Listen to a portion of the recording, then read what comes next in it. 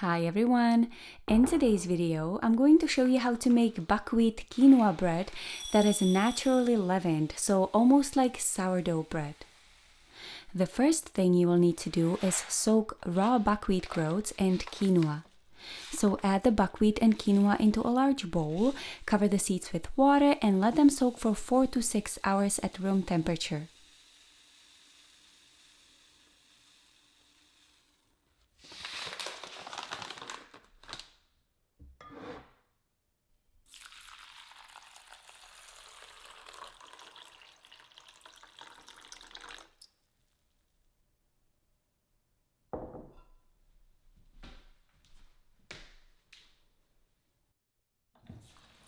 Drain the soaking water and rinse the buckwheat and quinoa under running water.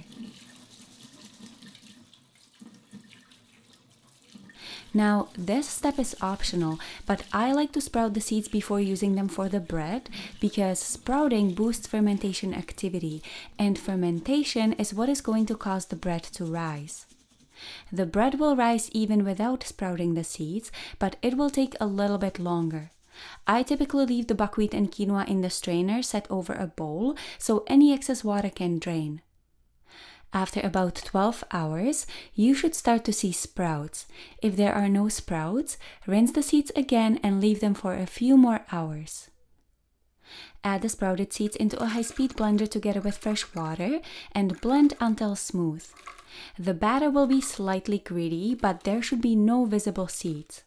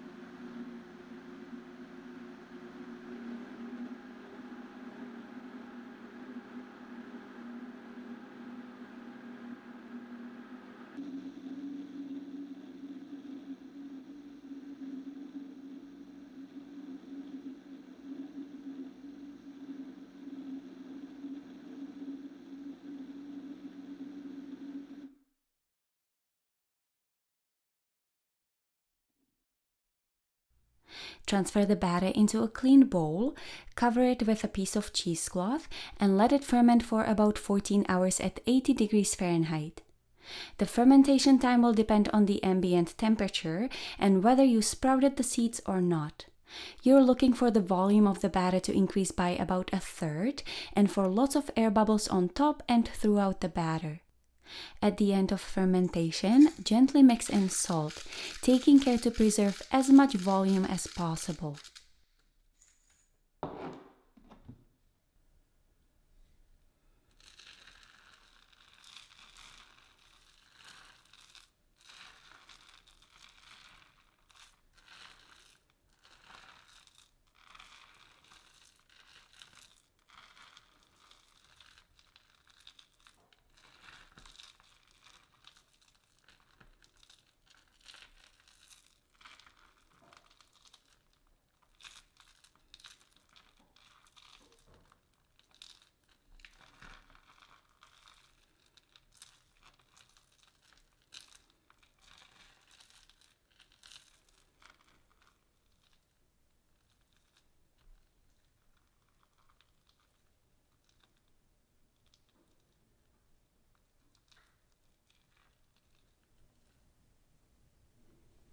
Pour the batter into a parchment paper-lined loaf pan and let it rise for 30 to 60 minutes.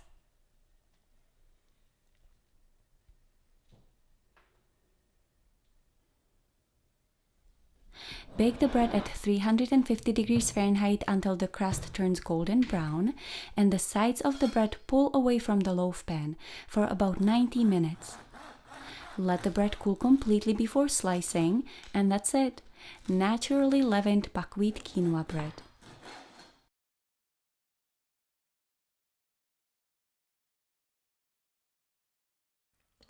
I wasn't sure if we should do a taste test for this recipe because usually we do taste tests for multiple related recipes and then Tana compares them, but I thought that you might be interested in knowing what this bread tastes like.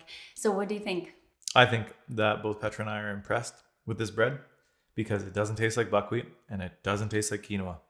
And I don't mind buckwheat or quinoa. I don't like them. Well, there's a few dishes like that you're making with quinoa specifically that I'm really starting to like a lot.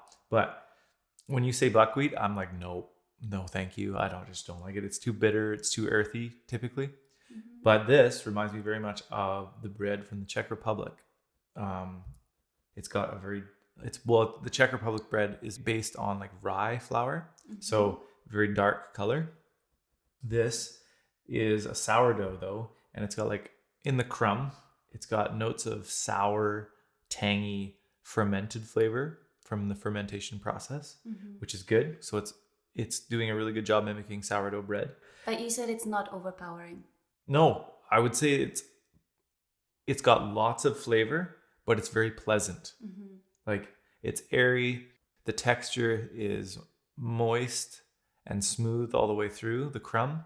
The crust is very similar, maybe a little bit more salty than a normal bread crust. Maybe just a little bit. But there's two distinct flavors between the crust and the crumb, which is really cool. And I like that. When I'm biting through it, I can tell that there's a very distinct flavor between the crust and the crumb. That's really good. It's dense, but still smooth and still very palatable.